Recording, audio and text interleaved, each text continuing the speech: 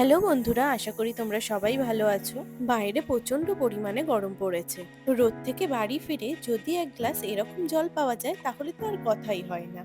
এটা বানানো কিন্তু ভীষণ সোজা। প্রথমে দুটো আম নিয়ে আমি ছাঁকনির ওপর দিয়ে এপিট ওপিট করে ঘুরিয়ে ঘুরিয়ে ভালোভাবে পুড়িয়ে নিয়েছিলাম। তারপর আমগুলোকে নামিয়ে ঠান্ডা হতে দিয়েছিলাম। ঠান্ডা হওয়ার পরে আমগুলোকে একে একে আমি ছাড়িয়ে নিয়েছিলাম। দেখো, ভালোভাবে আমার মতন করে তোমরা ছাড়িয়ে নেবে। তারপর তোমরা একটা বাটির মধ্যে এই আমগুলোকে নিয়ে নেবে। ভালো করে চটকে চটকে আম থেকে পাল্পগুলো বার করে নেবে এবং আটিগুলো সরিয়ে দেবে। তারপর মিক্সার গ্রাইন্ডারের মধ্যে ওই পাল্পগুলোকে ঢেলে ওর মধ্যে একটু জল অ্যাড করে দেবে। তারপর কিছুটা স্বাদ মতো নুন দিয়ে দেবে এবং গ্রাইন্ডারে ওটাকে ব্লেন্ড করে নেবে। ভালোভাবে ব্লেন্ড হয়ে গেলে বাটিতে ঢেলে নেবে। তারপর ওর মধ্যে এক বাটি জল দিয়ে দেবে। এই পর্যায়ে তোমরা কেউ যদি চিনি খেতে পছন্দ করো এর মধ্যে অ্যাড করে দিতে পারো। দেখো, খুব সহজেই রেডি হয়ে গেল আমাদের আম পোড়ার জল। তাহলে বাড়িতে ঝটপট বানিয়ে ফেলো এই আম পোড়ার জল। আর আমাকে কিন্তু অবশ্যই জানিও তোমাদের কেমন লাগলো। টাটা।